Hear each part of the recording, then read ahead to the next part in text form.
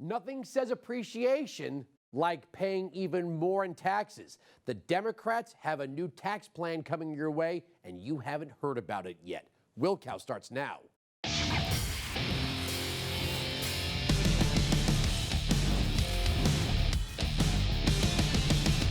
Welcome to the program. I'm Andrew Wilkow. President Biden and the Democrats want to show you some appreciation. Well, really, Biden and the Democrats want to spend $6 trillion in the next budget on top of the trillion spent and yet to be spent on so-called COVID relief. So they want to tax appreciation. Maybe your home. What? Yeah, they may even come for your comic books, baseball cards, vintage Air Jordans. Don't laugh. All that stuff has appreciated. They also want a one-time net worth tax called, get this, the Patriot tax.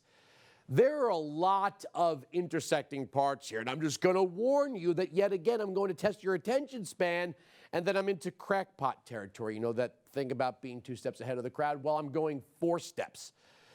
There's a bit of theater and setup here. Recently, the Soros-funded, which they hate it when you say that, ProPublica published private tax data from some of America's wealthiest. Why should you care? Right, it's about time someone stuck it to them.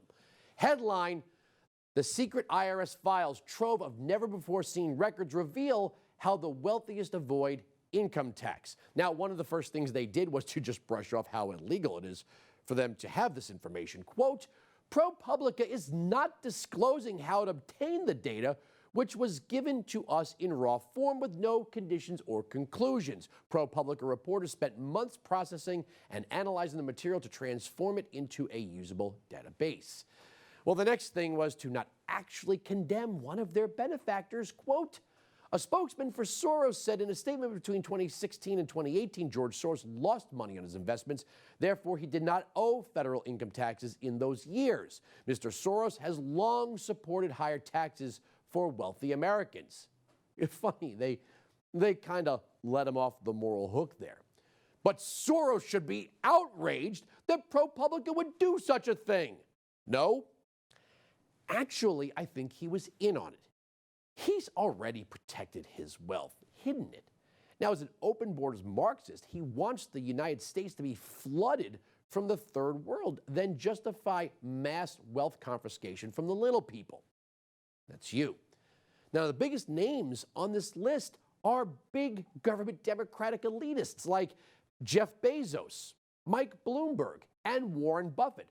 ProPublica knows they can't touch these people with a shame campaign, and everyone knows they have more money than God, so to speak.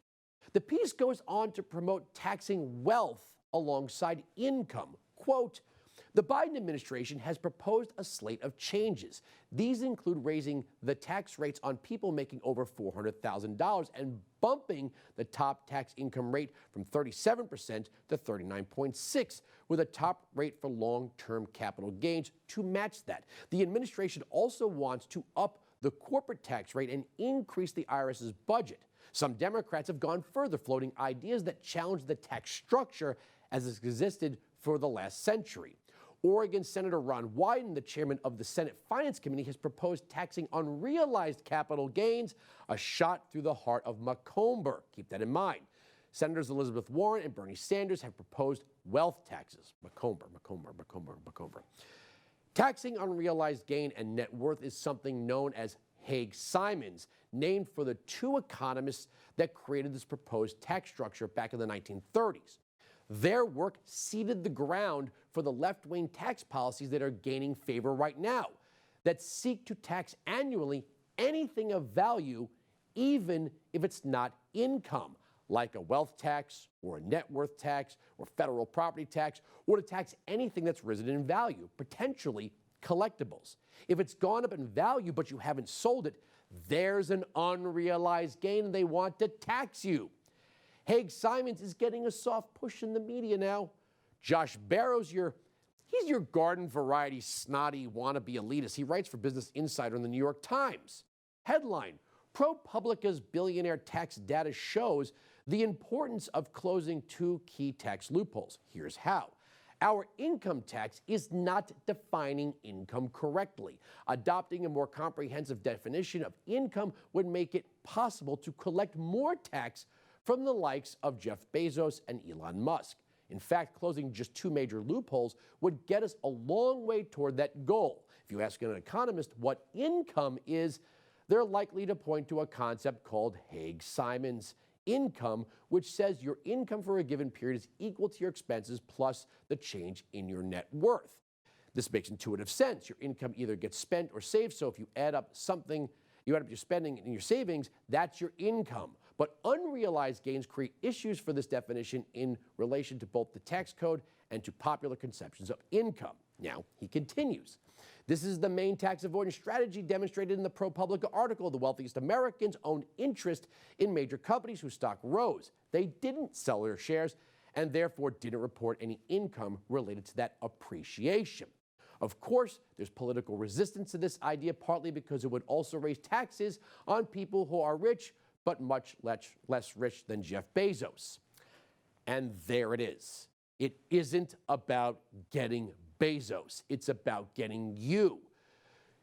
You have to understand, there are people behind the scenes that work this stuff up, and then you wake up one day and say, what the? I could show you 100 different academic papers from prestigious universities. I could show you clips from 100 different symposiums and TED Talks. Economists across the university and activist spectrum are forging a plan to force 49% of the population into a Haig-Simon's tax model. Here's one of the many papers hidden in plain sight from Tulane University. Is Haig-Simon's standard dead?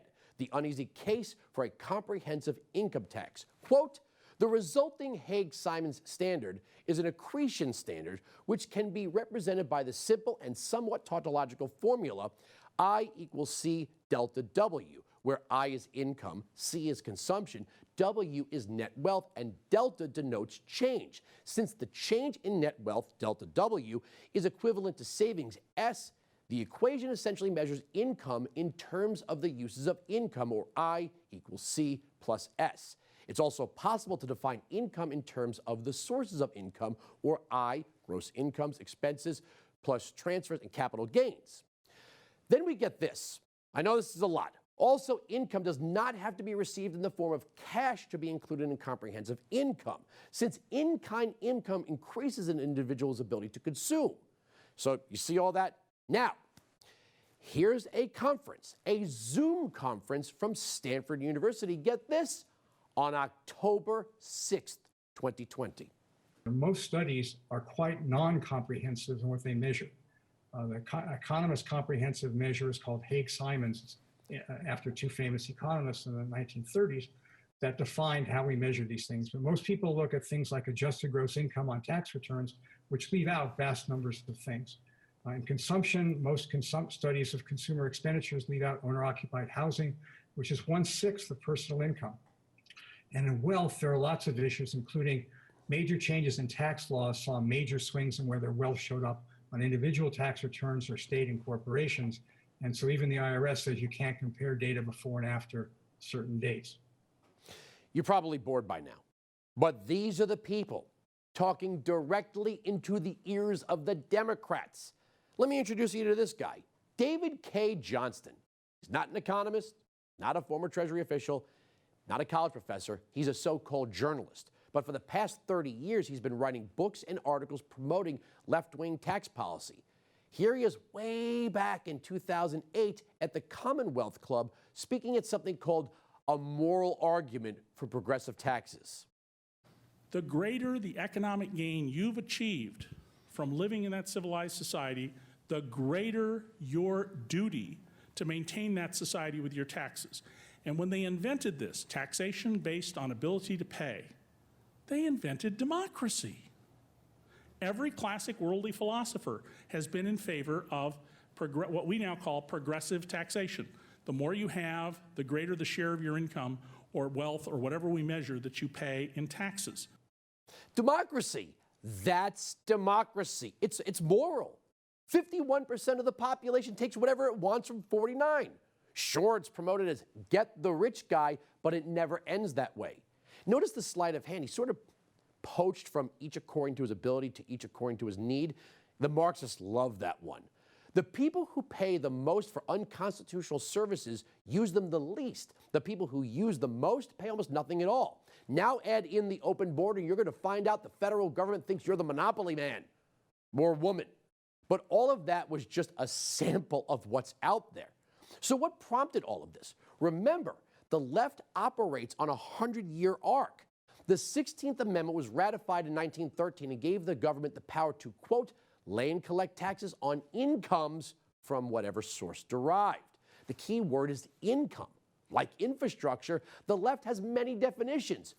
We just saw that, right?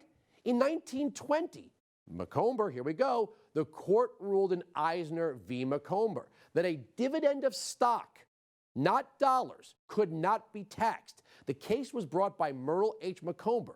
Quote, the court in Eisner defined income as the gain derived from capital, from labor, or from both combined.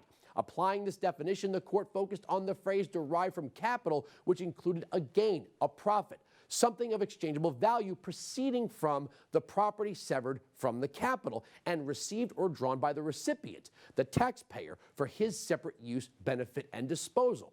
See, a stock certificate, I don't have to tell you this, but it's a note. It's a note. It's a value based on the market profitability or potential profitability of a given company. There is, in fact, a difference between what a company reports as profits versus what it pays in taxes based on the tax code. You want to know who wrote some of that? That's right, Biden. You know, when he needed to create carve-outs to get political contributions, I mean, how do you think GE got that massive tax write-off in the first term of Obama-Biden? Well, simple. They converted a large portion of their corporate fleet to electric vehicles, and voila, no taxes. But now he's at the swan song and really woke. And for Democrats, it's time to grab and spend big. From the Hill, Representative Tom Suozzi, member of the Tax Writing House Ways and Means Committee, said that he's exploring the idea of a one-time tax on the wealth of the richest Americans as Democrats seek to increase taxes on the rich in order to pay for spending priorities. In an interview with The Hill on Friday, Suozzi said he's in the early stages of looking at what he called a Patriot tax. This would be a one-time surcharge of 2.5% on wealth between $50 million and $100 million and a 5% tax on wealth above $100 million. Wealthy people would be able to pay the tax over 5 years.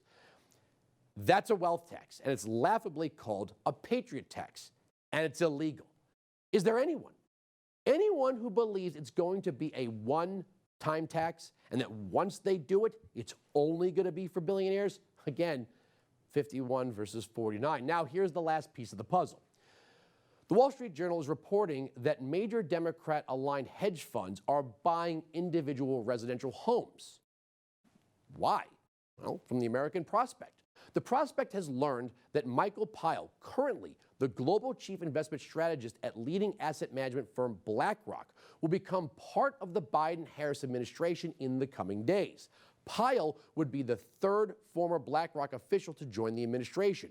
Brian Deese, who is global head of sustainable investing at the firm, has been named as Biden's national economic director, and Wally Adeyemo, former chief of staff to BlackRock CEO Larry Fink, is the nominee for deputy treasury secretary.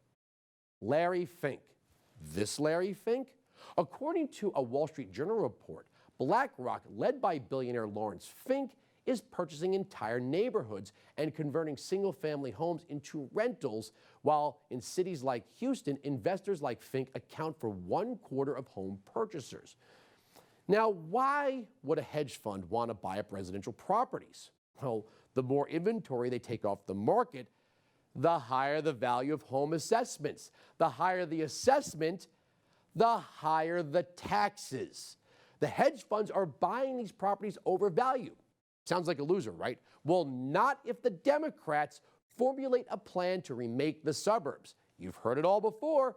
If standalone homes become ever more out of reach, then people can be nudged into multifamily, economically diverse homes that the Democrats desire. Then they can create a race-based loan system that'll satisfy their central plans. Think of what happens to the bank stocks then. They could remake the burbs. And the best part is they get to tax the people who sold their homes at the inflated price, because it's appreciated. So here's the argument. The hard left wants to tax everything you have.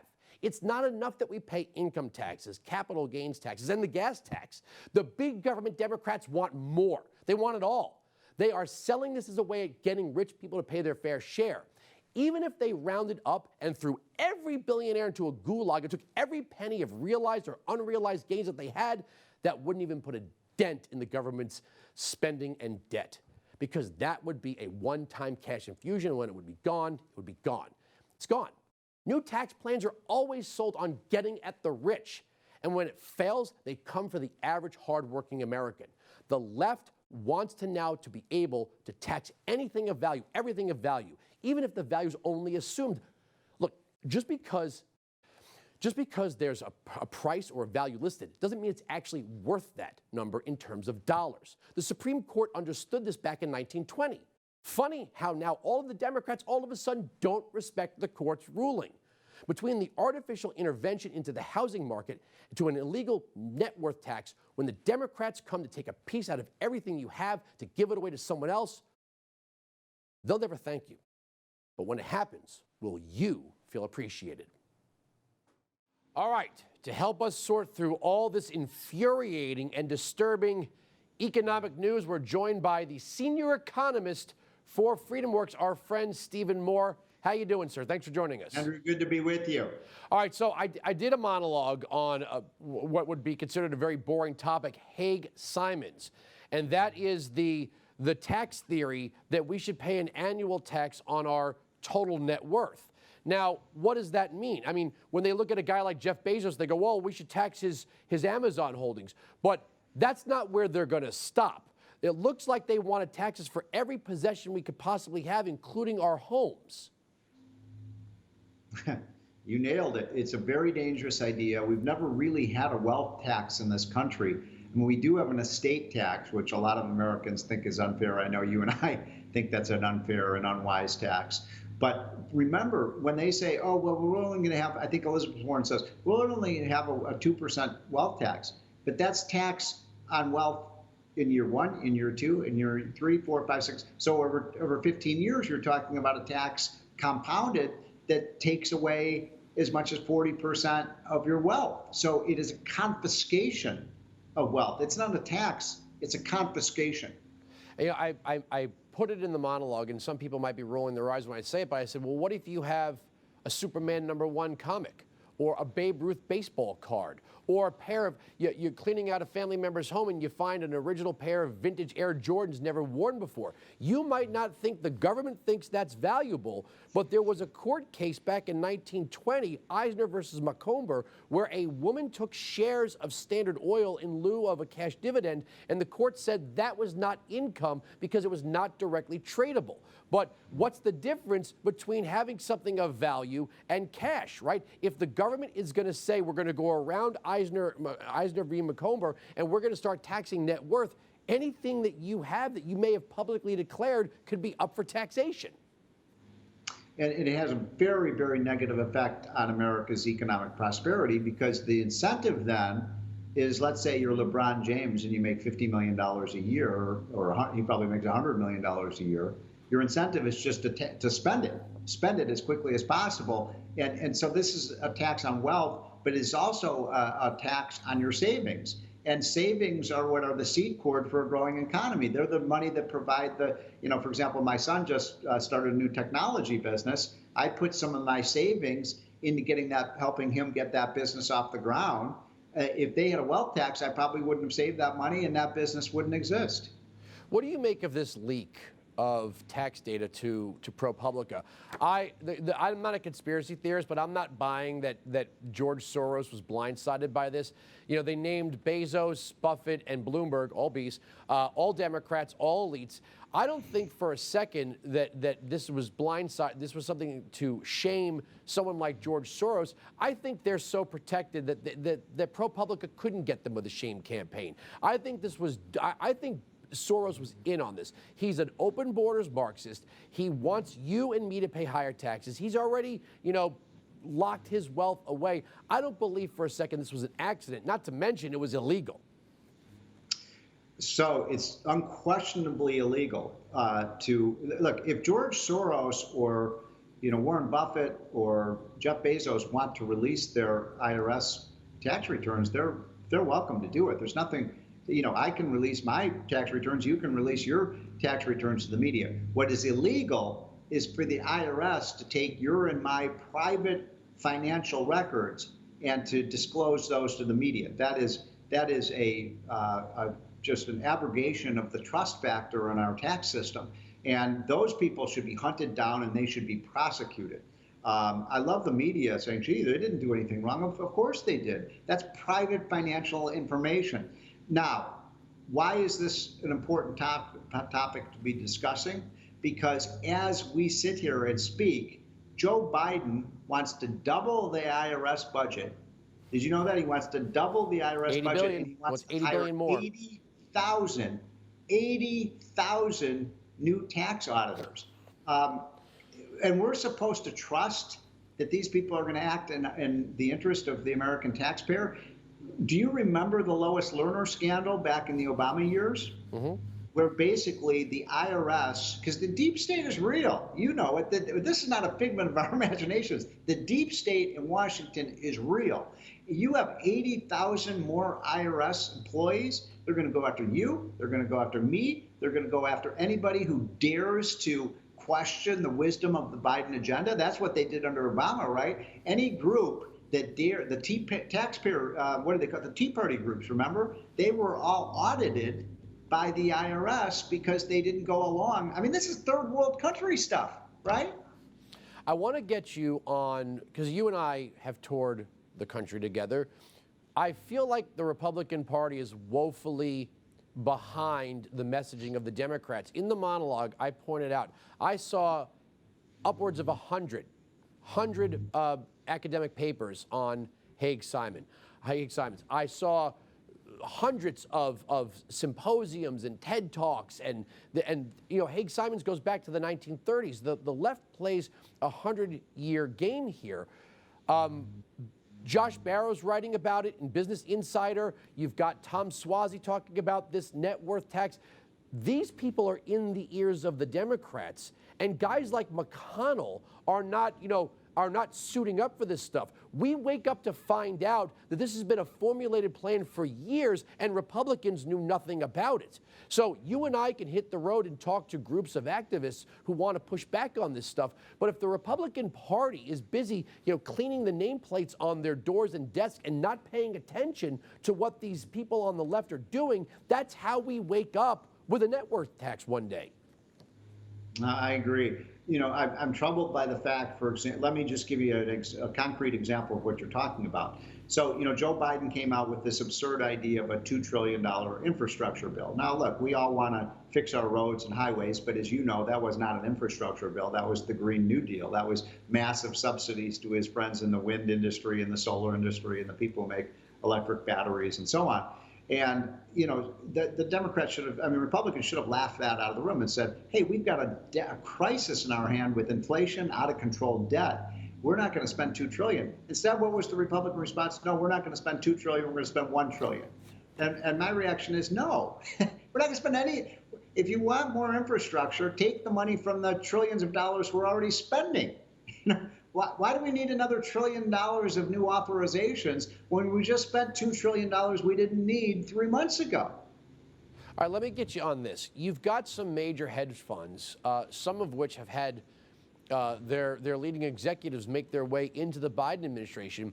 They're buying up residential properties. Now, that's not usual for a hedge fund to go and make a microscopic residential purchase like that. But the Wall Street Journal did a deep dive into some of these big hedge funds that have direct ties to Biden that are snapping up residential properties at overvalue, I might add. And some people go, that sounds like a loser. But really, it sounds like they're not only throwing off the labor market, the housing market. Well, you know what's going to happen as existing supply goes away, the value of all supply goes up. That means people are going to pay higher taxes if there's a net worth tax. It gives the Democrats the ability to say, well, a home is out of reach for so many Americans, and then they get to create another one of their demographic-based loan programs, creating another bubble. But it sounds like Biden's allies on Wall Street are helping the Democrats appreciate the value of homes for tax purposes, then to make it so that some people just can't buy them unless they get a loan from the government. Well, there's no sector of the U.S. economy that is more overly subsidized than housing. And remember what happened. It's amazing how short our memories are, but it was only, 10, 11 years ago, we had the financial bubble from the real estate collapse because of Fannie Mae and Freddie Mac and all of these federal agencies that kept pumping more and more money into the real estate market. And that's happening again now. And now you got these hedge funds that are buying up property.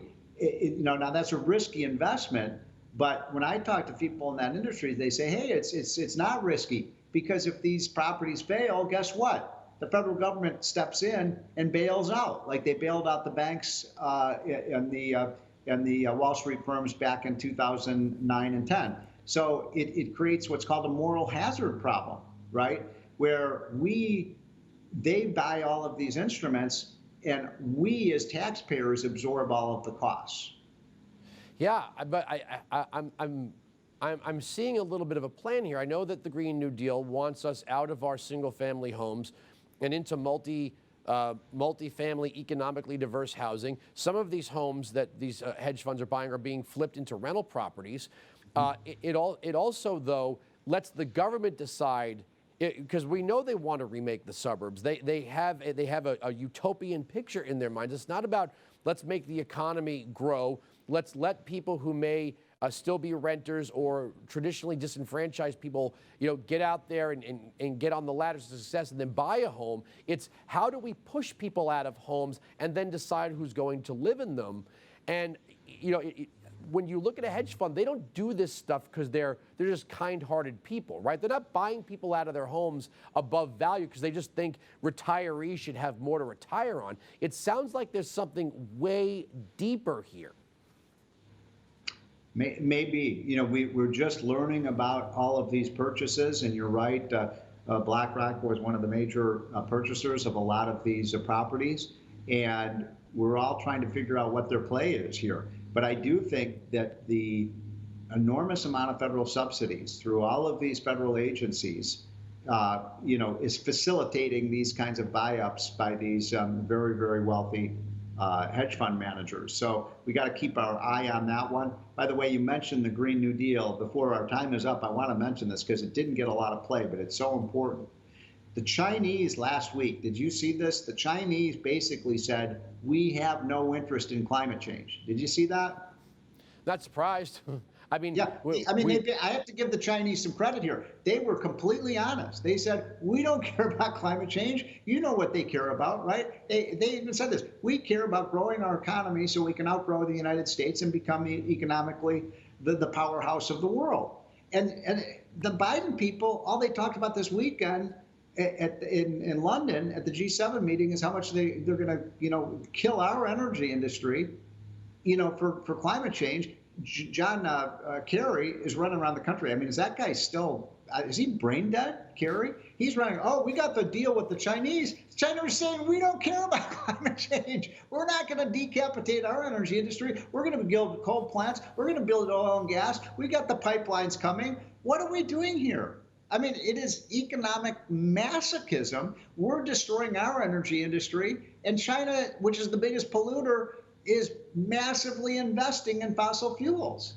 Well, we did a whole episode here about how they're carving up Africa with 125 different state-owned mining companies. And Exactly. You can add that to, to the talk of inflation. I mean, here we have inflation. Now we're at 5%, the highest in well over a decade. And all the Democrats are talking about, back to the Hague-Simons, is whatever you have, we want a piece of it annually.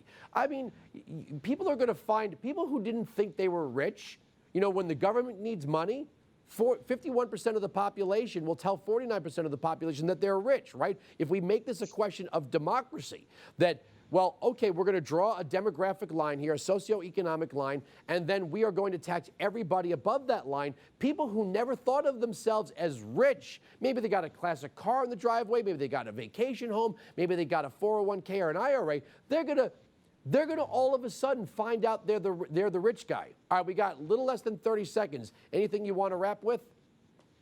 Yeah, did you see the unemployment insurance numbers came out this morning? This is the most astounding thing I've seen in a long time as an economist. We have 9 million unfilled jobs and more people signed up for unemployment benefits. This is crazy. We are paying people under Biden to stay unemployed.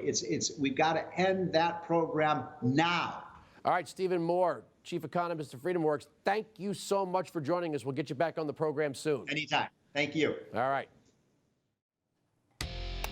On a side note, remember way back in 2013 when a local bakery in Denver, Colorado was fined for refusing to bake a same-sex wedding cake? Well, they're back in the news. A Denver court on Tuesday fined local bakery Masterpiece Cake Shop $500 after co-owner Jack Phillips refused to make a cake celebrating a transgender woman's birthday and transition.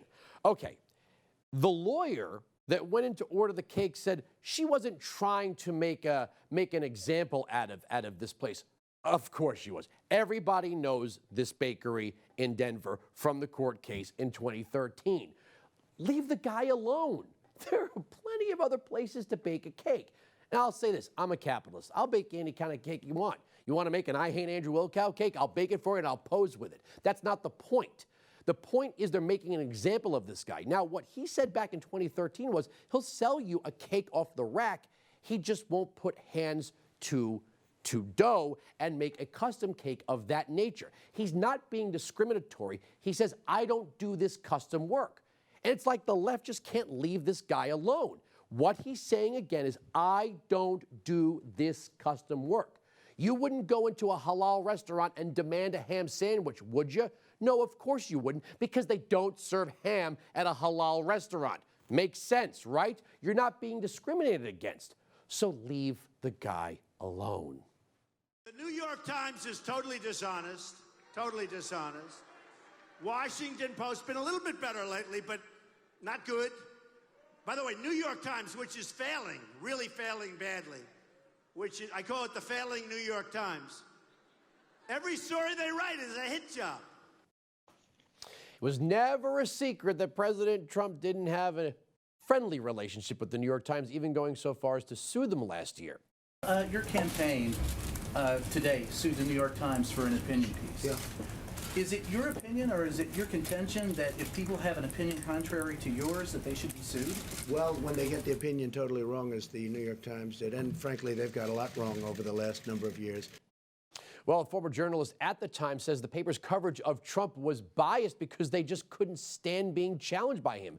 Joining me now is the author of the book, Suppressed Confessions of a Former New York Times Washington Correspondent, Robert M. Smith. Thank you so much for giving us your time and joining us.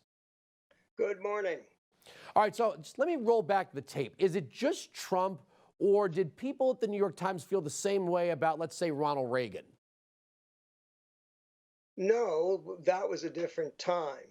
I don't know if Reagan got an entirely fair shake, but certainly it was the Times coverage of Trump that was, to me, startling. Was the opposition to Trump, because he was kind of a darling of New York City for so long. Before he entered into politics, he was kind of a man about town, a New York City icon. What made the New York Times turn sour on Trump? Primarily, I would imagine the ideology or political values that he espoused.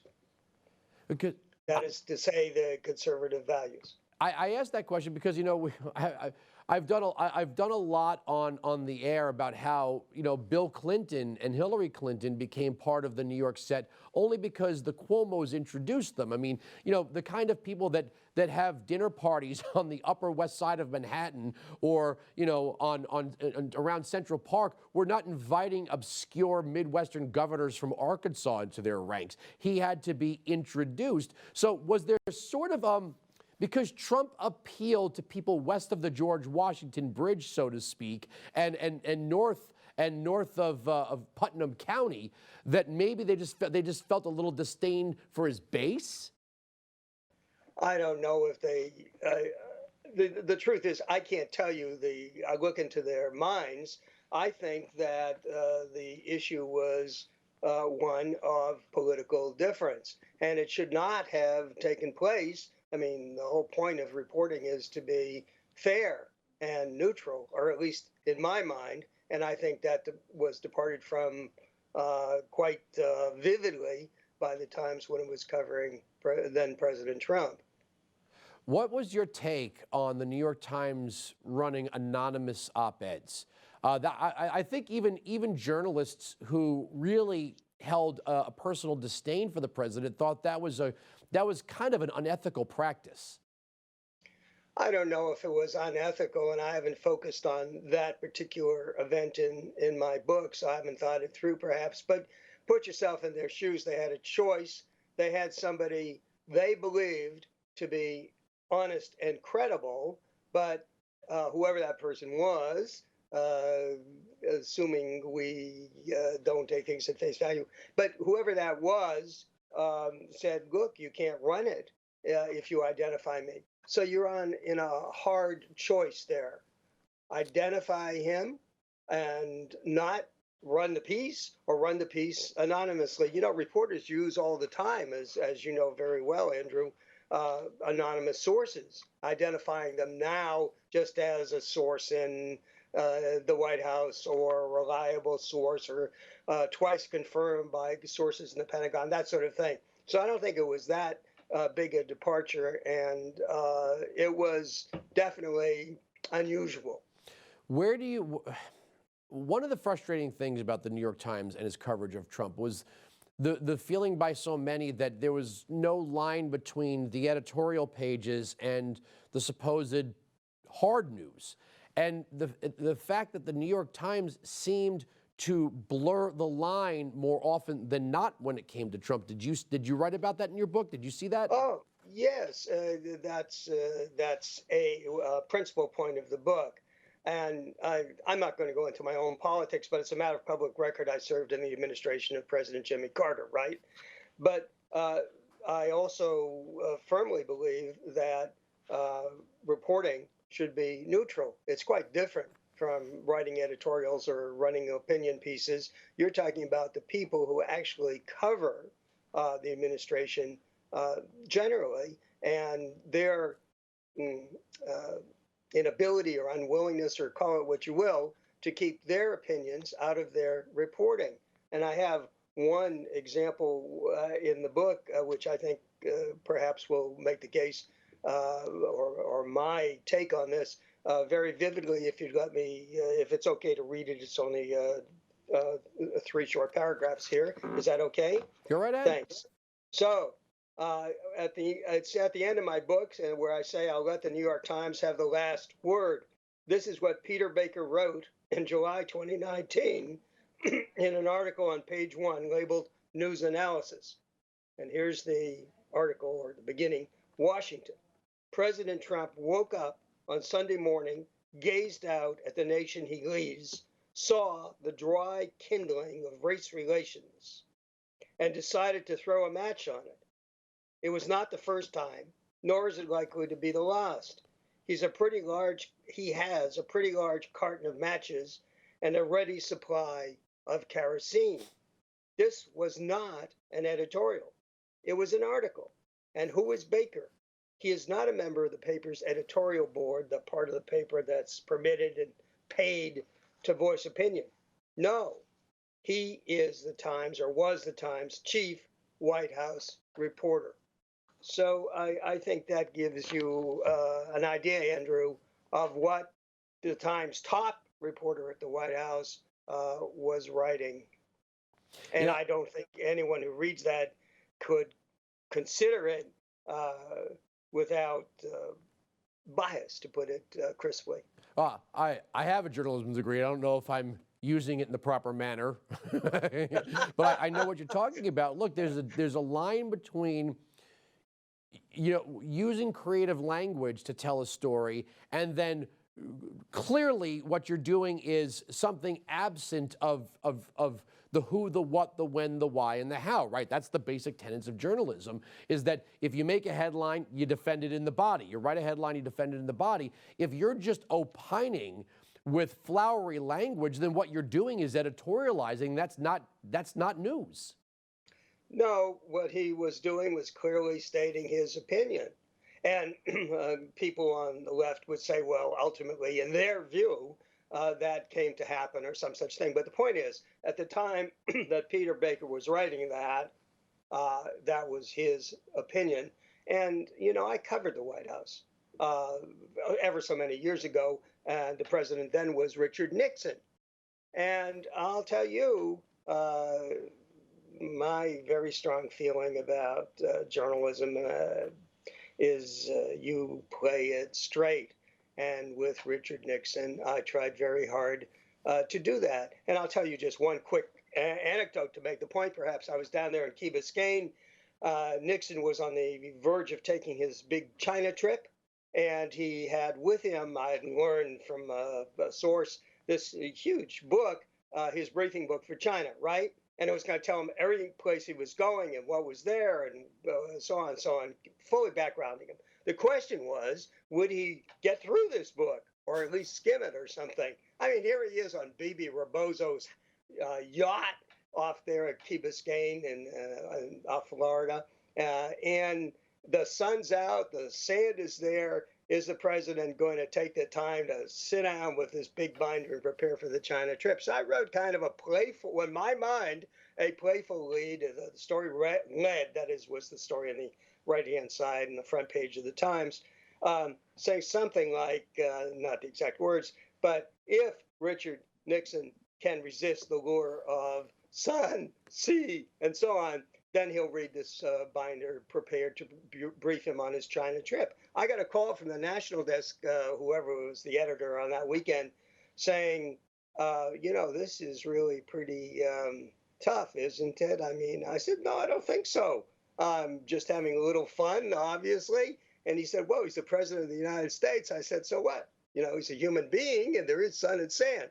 So you can see the shift in standards between my coverage, and I'm not patting myself on the back. I just mean typically the Times' coverage in those days of Nixon and the White House, and Baker's coverage of Trump.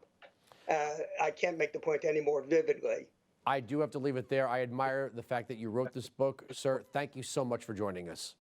Thank you very much for giving me the opportunity, Andrew. All right, here we go. Time now for parting shots. And today's parting shot is at the Secretary of Homeland Security, Alejandro Mayorkas, who claimed that former President Obama's DACA plan has been an overwhelming success, which he helped create. Really?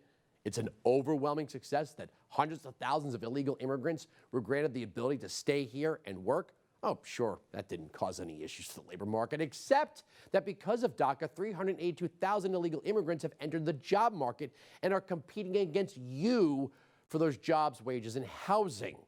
Except that migration actually cut wages earned by Americans. Except that illegal migration also drives up the cost of housing, which California is experiencing more than any other state, even though they'll never admit it.